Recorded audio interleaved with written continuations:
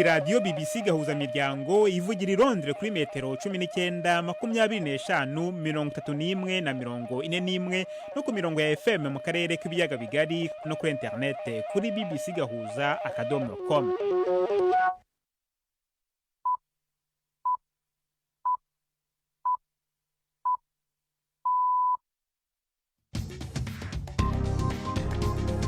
Ubu ni saa 10 n'igice ku isaha mpuzamahanga ya GMT, ni saa 12 n'igice ku isaha yo mu Rwanda no mu Burundi. Muri studio muri kumwe na Jacques Niyitegeka.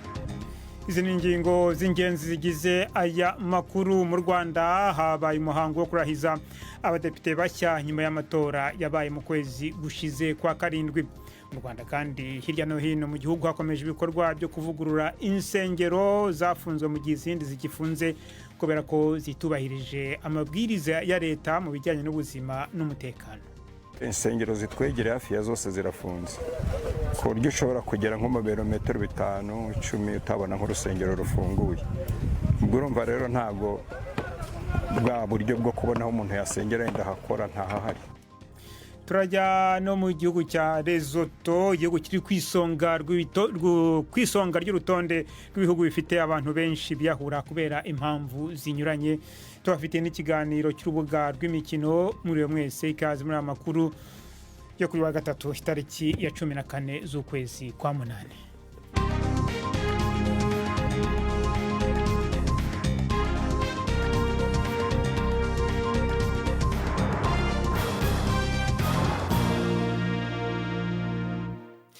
Aya makuru yose ku buryo burambuye ni mu kanya. Prudence Njumva amaze kutugezaho muri make amakuru y'ingenzi avugwa hirya no hino ku isi. Ukraine iravuga ko izashyiraho icyo yita inzira z'ibikorwa by'ubutabazi mu karere k'Uburusiya ka Kursk mu rwego rwo kwemerera abasivile kuva mu gace ingabo zayo zigenzura. Minisitiri w'intebe wungirije wa Ukraine yavuze ko abantu bazashobora guhungira mu bindi bice by'Uburusiya cyangwa muri Ukraine kandi imiryango ikora ubutabazi izemererwa kuhagera. Kyiv iranavuga ko iri gushyiraho agace ko kwirinda ko Uburusiya burasa hakurya y'umupaka wayo. Mu kiganiro n'abanyamakuru i Helsinki, Minisitiri w'intebe wa Finland Petteri Orpo wari kumwe na mugenzi we wa Estonia yavuze ko ashyigikiye ibitero bya Ukraine i Kursk. Uburusiya bwatanguye gutera hadakurikijwe amategeko Ukraine haraheze hafi imyaka 3. Buri munsi baratera abanya-Ukraine ibisagara, ibitaro, amashure n'izindi nyubakwa. Nico gituma nibaza ko Ukraine ifise uburenganzira bwo kwivuna kandi nta nkeka ko bashobora gukora ibitero i Kursk. Ukraine iranavuga ko ingabo zayo zikataje imbere ku butaka bw'Uburusiya zanafashe bunyago abasirikare 100 b'Uburusiya mu gitondo, ariko Uburusiya buravuga ko ikomeza ry'abasirikare ba Ukraine ryahagaritswe. Itangazamakuru mu Budage riravuga ko inyandiko z'amategeko zo guta muri yombi zasohorewe umugabo wo muri Ukraine ukekwa gushwanyaguza imiyoboro ya gaze mu nyanja ya Baltike yatwaraga gaze iva mu Burusiya ijya mu Budage, ariko yibasiwe mu myaka 2 ishize. Nyuma y'amezi Uburusiya bumaze gutangira intambara yuzuye yo gutera Ukraine, ukekwa n'umushoferi w'umubwene gihugu bwa Ukraine uzwi nka Volodymyr Z yigeze kuba muri Polonye. Abategetsi baho bavuze ko Ubudage bwaboherereje izo nyandiko z'amategeko, ariko ko uwo mugabo yasubiye mu gihugu cye mu kwezi gushize. Abategetsi Berlin banze kugira icyo babivugaho. Igabanuka ry'ibiciro muri Leta Zunze Ubumwe za Amerika ryageze ku rugero rwo hasi mu gihe cy'imyaka irenga 3. Ikiguzi cyagabanutseho gato ku rugero rwa 2.9% mu kwezi kwa karindwi ugerekeranyije n'umwaka ushize. Iyi mibare myiza kurusha uko yari yitezwe isobanuye ko Banki Nkuru ya Amerika izashobora kugabanura urugero rw'inyungu ku nguzanyo igihe izaba yongeye guterana mu kwezi gutaha. Izamuka ry'ibiciro ni ikibazo gikomeye mu matora ya perezida wa Leta Zunze Ubumwe za Amerika. Urugero rwabyo rwazamutse mu myaka 2 ishize igihe rwageraga ku 9%. Umuyobozi w'urwego rushinzwe ubuzima ku isi OMS aravuga ko ari gusaba inama kureba niba yatangaza impuruza yihutirwa ku rwego rw'isi kubera indwara y'ubushita bw'inkende yandura vuba ikomeje gukwirakwira. Muri uyu mwaka habonetse ubwandu 14,000 ndetse n'impfu 450 muri Repubulika ya Demokarasi ya Kongo. Tedros Adhanom Ghebreyesus yavuze ko ubwandu bushya 90 bwagaragaye mu mezi make ashize mu bihugu 4 bituranye na Repubulika ya Demokarasi ya Kongo birimo Burundi, Kenya, u Rwanda na Uganda. ejo hasi gishize kuwa kabiri urwego rushinzwe ubuzima muri Afurika CDC rwatangaje ibihe by'ubutabazi byihutirwa mu rwego rw'ubuzima. CDC yatanze impuruza ko monkeypox ishobora kurenga igaruriro hatageze ingamba zifatwa. Iri tangazo s'amajambo yo guheza ibwirizwa gusa n'akamo gakomeye kuko hategerezwa kugira igikozwe. Nikigaragaza yuko tudashobora kwama tuvura aho gukinga. Dutegerezwa guhaguruka hakiri kare tugakerebuka mu kuzibira ico kiza. Intumwa y'Amerika iyoboye ibiganiro byo kugera ku gahenge muri Sudani yasabye ingabo kohereza abazihagarariye mu biganiro mu Busuwisi. Tom Perreo yavuze ko amage ateye ubwoba muri Sudani agomba guhagarara. Inyeshyamba z'umutwe wa Rapid Support Forces zitavuga rumwe na leta zohereje abazihagarariye mu biganiro, ariko igisirikare cya Sudani kinubiye ko igihugu cya Emirates Zunze Ubumwe z'Abarabu UAE ziriyo nk'indorerezi. UAE ibonwa cyane nk'ifasha abarwanyi ba RSF. Abantu miliyoni 10 bakuwe mu byabo n'intambara, kandi hatanzwe impuruza inshuro nyinshi ko inzara iri hafi gusakara mu gihugu hose. Umuryango w'abibumbye watanze indi mpuruza ko isenyurwa ry'urwego rw'amazi n'ibikorwa by'isuku muri Gaza biri guharura inzira zitera indwara zandura. Loni iravuga ko ibimenyetso birenga 100,000 byerekana umubiri uhinduka umuhondo kubera ubwandu bw'umwijima biterwa n'indwara ya hepatitis A byagaragaye kuva mu kwezi kwa 10 intambara igitangira. Hari n'ubwoba rero bukomeje kuzamuka bw'imbasa yagaragaye mu miferege y'amazi ivamo mu miferege y'amazi atanga mu miferege y'imyanda iva ku mazi. Mu mbabarire, inzego nke zishobora gukora muri Gaza zirakorera ku murundo w'imyanda, ndetse iyo myanda iva mu mazi yanageze mu mihanda. Benshi mu baturage barenga miliyoni 2 bakuye mu byabo. Bamwe barara rwantambi mu bucucike bw'amahema arimo umwanda uteye inkeke. Jacques, urakoze Prudence Ngiyumva.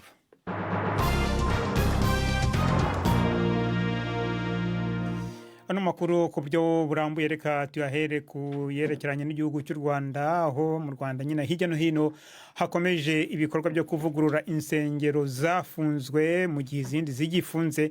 Insengero zirenga 5,000 zimaze gufungwa kuva mu mpera z'ukwezi gushize. Leta ikavuga ko izo nsengero zitubahirije amabwiriza y'ubuzima n'umutekano, arimo no kuba zidafite uburyo bwo gukumira urusaku rukabije rw'abasenga kugera hanze y'urusengero.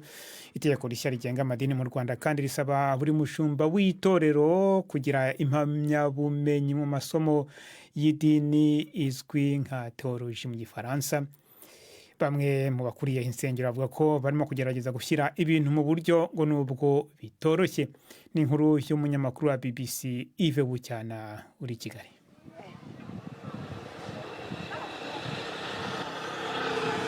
Kuri Kiliziya Gatolika ya Ngoma, Nibagwire Donatira yaraje gusenga, ariko asanze ibintu byahindutse. Kiliziya imaze iminsi ifunze, kimwe mu byemezo bitoroheye abandi bakristo nkawe aho insengero zifunze. Garuka nyine nuko turi kuguma mu rugo, kandi harimo abantu bashaje babashaga kugera nkangaha none ntibakishoboye kuza, kandi noneho urareba urubyiruko rwishi rwazaga rugasenga, ubu rwaraguye. Ubuse murumva ko barimo bibere mu byabo bindi, ingeso mbi zirimo ziriyongera, kandi umuntu yasengaga zikagabanukaho gakeya. Nyagasana akabijyamo akadufasha.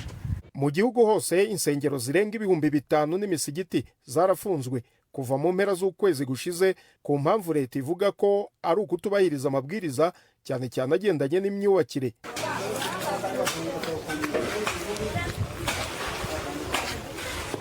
Kuri zimwe mu nsengero abayoboke bashyize hamwe mu bikorwa by'umuganda wo kuzisana no kubaka ibisabwa. Mukeshimana François ni umwe mu bari muri iyi mirimo. Insengero zitwegereye hafi ya zose zirafunze, ku buryo ushobora kugera nko mu birometero 5-10 utabona nk'urusengero rufunguye. Ubwo urumva rero ntabwo bwa buryo bwo kubona aho umuntu yasengera yenda hakora ntahahari. Leta ivuga ko gufunga insengero n'imisigiti atari ukubuza abantu gusenga, ahubwo ko ari ukurinda umutekano n'ituze by'abahasengera. Leta kandi ikavuga ko hari abasengeraga ahantu hashyira ubuzima bwabo mu kaga. nka hano ku isumo rya Mutete muri Gicumbi, mu nkengero z'imigezi, mu buvumo, ku misozi, mu butayu n'ahandi. Aho hose leta yarahafunze ihashyira n'abarinda umutekano. Insengero nyinshi kandi zafunzwe kuko utubahiriza uburyo bwo gukumira amajwi y'abasenga ngo bagateza umutekano muke abaturanyi nazo. Insengero kandi zisabwa gushyira amakaro imbere mu nyubako n'amapave hanze yazo, mu gihe umukuru w'urusengero agomba kuba afite impamyabumenyi ya teolojiya. Pasiteri Cyubahiro Charles ukuriye paruwasi ya Matyazo mu itorero ADPR yabwiye itangazamakuru ko ibyo basabwa bitaboroheye.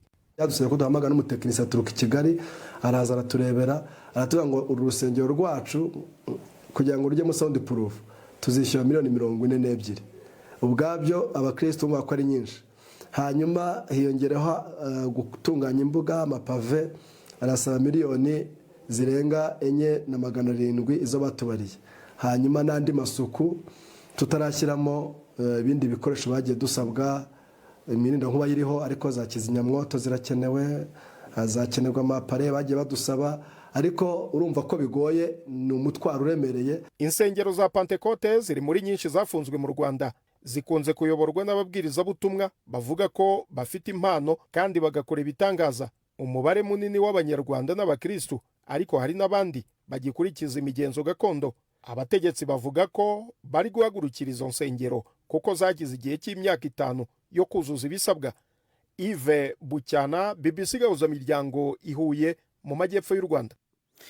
Reka noneho twerekeze muri Lesotho, igihugu gito kiri mu majyepfo ya Afurika kizungurutsweho cyakabaye cyose n'igihugu cya Afurika y'Epfo. Ni igihugu rero gitangiye kumenyekana nabi kubera kuba ku isonga ry'ibihugu bifite umubare munini w'abantu biyahura ku isi, nk'uko bitangazwa n'ishami rya ONU rishinzwe ubuzima ku isi OMS. OMS ikaba ivuga ko uyu mubare w'abiyahura muri Lesotho wikubye kabiri w'igihugu gikurikiraho ku rutonde aricyo Guyana. Umunyamakuru wa BBC André Lombard yanyarukiye mu karere ka Leribe mu majyaruguru ya Lesotho guhura n'abarimo kugerageza kubonera umuti iki kibazo no kumenya zimwe mu mpamvu zibitera. Muri iyo nkuru ye harimo bimwe bishobora guhangayikisha abayumva, birimo n'ihohoterwa rishingiye ku gitsina. Muragezwaho na Mark Niyonkuru. Yes. Ni ku muhingamo ku munsi wa kabiri, umugwi w'abagore bakiri bato bakoraniye hamwe mu nama yabo iba rimwe mu kwezi. Nakajyo ko guhura ngo bayage naho icyo bavugana gikomeye cyane. Aba n'abantu bafasha abigeze kugira umugambi wo kwiyahura, badutumiye kumviriza ibyo baciyemwo. Nta hantu na hamwe abantu nk'aba bakenewe kurusha ngaha. Lesotho ifite urugero rw'abantu biyahura rwa mbere runini kurusha ikindi gihugu icyo ari cyo cyose ku isi. Ni inshuro 10 ku rugero rusange ku isi. Uyu mugore akiri muto avuga ingene ivyiyumviro vyo kwiyahura vyatanguye kumuzamwo inyuma yo gusambanywa ku nguvu. Nakomezaga gutekereza ko ari umuti wonyine, ariko sinabikoze. Nta ntege nifite zo kwiyahura. Ikintu cyonyine cyatumye ntabikora ni basaza banjye bankurikira. Nibaza ukuntu babyakira kuko barankunda cyane. Nubwo urugero rwo kwiyahura ari runini cyane, abagore bavuga ko ingwara zo mu mutwe ari ikintu kitavugwa. Iwacu aho mvuka, kwiyahura ni ikintu tutavuga. Bihabanye n'ibyo tugenderaho nk'Abanyafrika, imigenzo yacu biteye kubiri n'ibyo twemera nk'Abanyafrika ndetse n'umuryango muri rusange. Ariko tuba twirengagije ko ibyo bintu biriho na hano. Ndavuga nk'umuntu wabuze inshuti 3 ziyahuye, kandi nanjye ubwanjye nagerageje kwiyahura. Inyuma y'icyo gikorwa nabonanye n'umukozi w'imibano yatunganije icyo gikorwa. Dineo Rapoka numwe mu bantu bazi imbere mu rugamba rwo kurwanya icyabaye akaranda mu gihugu. Ni kubera iki yabiyahura ari benshi muri Lesotho ugereranije no mu bindi bihugu? Ahanini ntibamenye ingene bifata iyo bagize ingorane z'ubuzima bwo mu mutwe. Bibafashwa bikwiye n'imiryango yabo, abagenzi canke izindi nshuti bafise. Baraca mu bibazo bitandukanye nko gusambanywa ku nguvu, ubushomeri no gupfisha abantu babo. Izo ni zo mvo nyamukuru abenshi bahurirako. umunsi ukurikira tugiye n'imodoka mw'ibarabara rica ku misozi, ni mu misozi hejuru aho ubushuhe bushobora kumanuka bukaja munsi ya dogere 10 mw'ijoro. Dineo adutwaye kubonana n'umuntu yaciye mu kibazo c'aka kaga ko kwiyahura.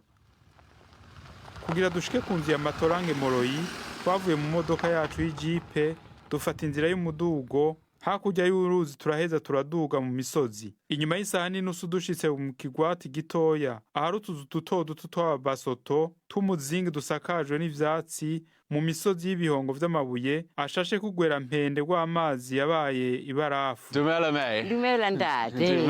Aho ndadupira rang.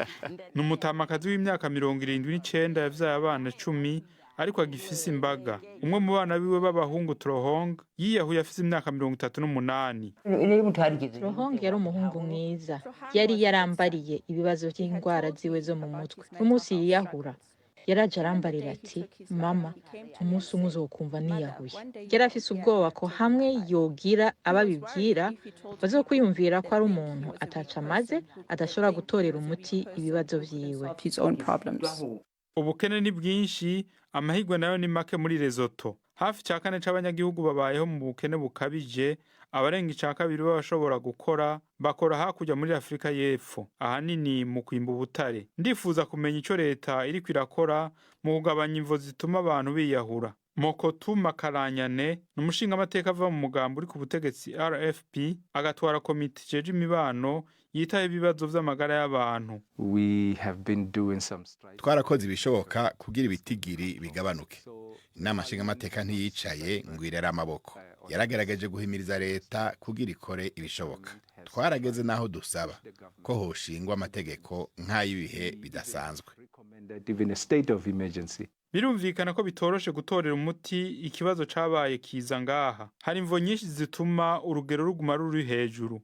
Imvo z'ubutunzi, imibano, eka mbere n'iza politike. Ariko narabonye ububabare kwiyahura gutera ababuze n'inkovu bisiga mu kibano. Bizosaba guhagurukira ico kibazo mu mpande zose, kuva muri leta, abanyagihugu n'ikibano, kugira gitore inyishu. Niba ufite ibibazo by'ahamuka cyangwa kwiheba maze ukaba ukeneye ubufasha, ushobora kuvugana n'inzobere mu buvuzi cyangwa ukisunga imiryango itanga inkunga. Ibisobanuro birambuye ku bijyanye n'ubwo bufasha biboneka mu bihugu byinshi. Mushobora kubisanga kuri Befrienders Worldwide ku rubuga rwabo rwa internet wa eshatu@befrienders.org. Ni nyuma rero iyo nkuru ya Andre Lomba mwakivugagaho na Mark niyo nkuru. BBC gahuza miryango madukurikira kandi kuri Kisoro FM mu majyepfo ya Uganda.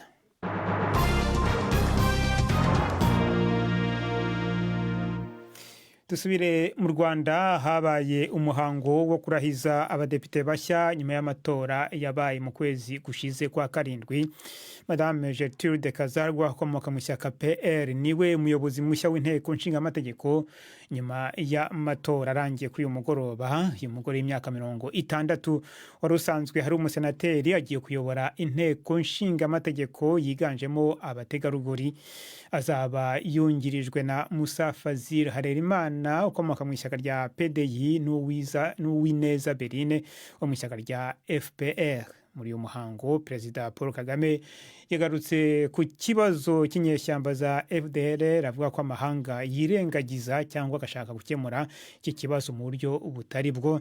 Yanavuze kandi no ku kibazo cy'amasengero agera ku bihumbi 5 aheruka gufungwa. N'inkuru ya Jean Claude Mwambutsa. Yewe Kazarwa Gertrude ndahira u Rwanda ku mugaragaro ko ntazayemukira Repubulika y'u Rwanda. Madame Gertrude Kazarwa arahirira kuyobora inteko ishinga amategeko nyuma yo gutorwa na bagenzi be. Uyu mugore w'imyaka 60 akomoka mu ishyaka ry'ukwishyira ukizana kwa muntu PR. Yatowe hashingiwe ku itegeko rigena isaranganya ry'ubutegetsi rivuga ko umuyobozi w'inteko ishinga amategeko atagomba kuva mu ishyaka rimwe ry'umukuru w'igihugu. Perezida Paul Kagame waruyoboye uyu muhango yongeye kugaruka ku kibazo cy'umutekano mukeya mu karere. Yatunze agatoki amahanga yashinje kwirengagiza gukemura ibibazo cyangwa se ashaka gukemura uko bitari. Aha yavugaga ku kibazo cya FDLR yemeza ko ari kimwe mu bibangamiye umutekano kandi bititabwaho bikwiye. Ikindi kikaba ngo ni bakeya, abicenye bake bababaye cyangwa bibavanaho icyaha gute. Ariko ababivuga muzi ibintu by'iterabwoba terrorist kujya guterera ahantu hejuru se bagomba kuba bangahe kuri bo nibyo biremereye kurusha abantu bishe abantu miliyoni y'abantu hano bari aho bari hariya bahabwa intwaro na training n'ibindi byose na leta ya Kongo. Kuri ibyo ngiyo dukwiriye kubigendamo buhoro tugaceceka. Hejuru y'ibyo dufite abantu bari persecuted bava muri Kongo, mu Eastern Congo, hano mu Rwanda ibihumbi 130, 130,000. Muri uyu muhango Kagame yagarutse no ku kibazo cy'insengero zimaze iminsi zifungwa mu gihugu cyose. Umukuru w'igihugu yabaye nk'ushidikanya ku mumaro w'izi nsengero ugereranije n'ubwinshi bwazo, naho ku nyigisho zitangwa Kagame yashyize mu majwi bamwe mu bashumba ndetse n'abemeza ko ari abahanuzi. Uhuye n'umuntu aravuga ngo urareba nijoro navuganye nayo, wahura n'undi akakubwira nawe ukundi Imana ibyo yamubwiye, wahura n'undi ni umuhanuzi arahanura ibizaba ejo kuri kanaka no kuri kanaka. Mbere na mbere njyewe mpuye nawe ukambwira ibyo, nabanza kukubaza niba utari umusazi, nagusaba ubuhamya, evidence. Ibi ngibi uvuga yuko warayihuye n'Imana nyereka gihamya. Ariko abanyarwanda mwarapfuye mugera aha ngaha ku buryo umuntu aza akabarindagiza, ari umuntu warindagiye akaza akabarindagiza mugakurikira. Uretse abadepite, Perezida Kagame yongeye kugena Edouard Ngirente ku mwanya wa minisitiri w'intebe. Ni umwanya yari amazeho imyaka 7, dore ko yashyizweho mu mwaka wa 2017. Guverinoma iyobowe na Ngirente yahanganye n'ibibazo bikomeye birimo icyorezo cya COVID-19 n'ingaruka zacyo, ndetse n'ingaruka z'ibiza byibasiye igihugu umwaka ushize kigahomba ibibarirwa mu kayabo ka miliyari 500 z'amafaranga y'u Rwanda. Jean Claude Mwambutsa, BBC Gahuza Miryango, i Kigali.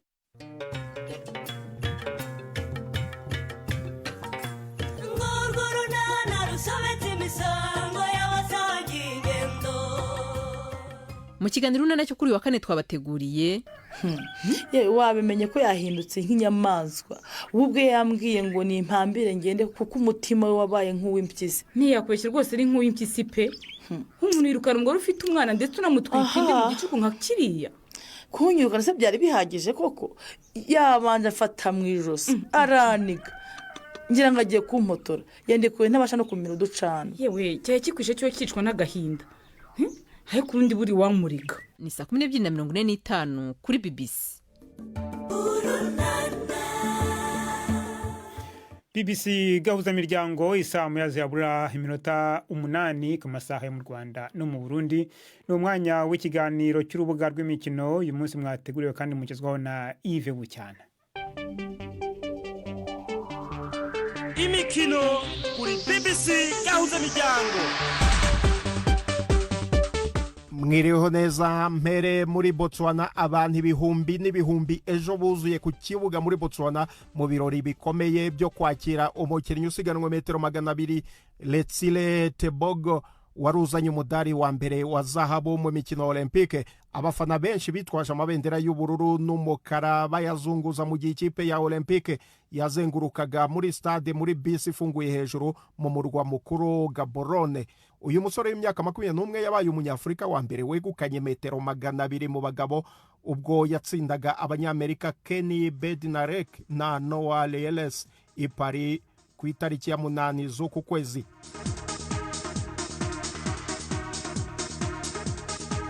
Mu mpira w'amaguru, ikipe ya Manchester United yasinyishije ba myugariro babiri baturutse mu ikipe ya Bayern Munich, Matthijs de Ligt na Nusair Mazraoui, bikaba bishobora kuyitwara hafi miliyoni 60 z'amapaundi. De Ligt yasinye amasezerano y'imyaka 5 na Mazraoui amasezerano y'imyaka 4, bombi bafite amahitamo yo kongera undi mwaka.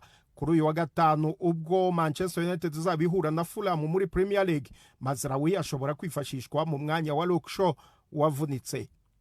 Nkiri mu mupira w'amaguru kandi muri iri joro nibwo hateganyijwe umukino ukomeye wa Super Coupe ku mugabane w'uburayi hagati ya Real Madrid yo muri Espagne n'ikipe ya Atalanta yo mu Butaliyani. Real Madrid yatwaye igikombe gihatse ibindi cya UEFA Champions League, naho Atalanta itwara igikombe cya Europa League. Abakunzi ba ruhago bafite inyota n'amatsiko yo kureba umukinnyi mushya wa Real Madrid, umukinnyi wa mbere uhenze ku isi, Kylian Mbappe, waguzwe avuye muri Paris Saint-Germain. Muri tenisi, Naomi Osaka wahoze ku mwanya wa mbere ku isi mu bagore avuga ko umubiri afite atarumva neza ko ari uwe kuva yasubira mu mikino ya tenisi nyuma y'ikiruhuko cyo kubyara. Umuyapanikazi Osaka yagarutse muri tenisi mu kwezi kwa mbere nyuma yo kubyara umwana we wa mbere w'umukobwa witwa Shayi mu kwezi kwa karindwi 2023. Kuva icyo gihe Osaka wegukanye inshuro enye ibikombe by'amarushanwa akomeye, aracyahatana no kongera kumenyereza umubiri we no gusubira mu bihe byiza bya tenisi yahozemo, kuko atarongera kurenga 1/4 mu marushanwa ayo ari yo yose. Aha ni naho nsoreje amakuru y'imikino nari nabateguriye. Gendi Yves Bucyana. BBC gahuza miryango muri Afrika no kwisi yose. Urakoze Yves Bucyana. Reka tugume aho ngaho i Kigali na Yvette Kabatesi mu kiganiro cy'abagore.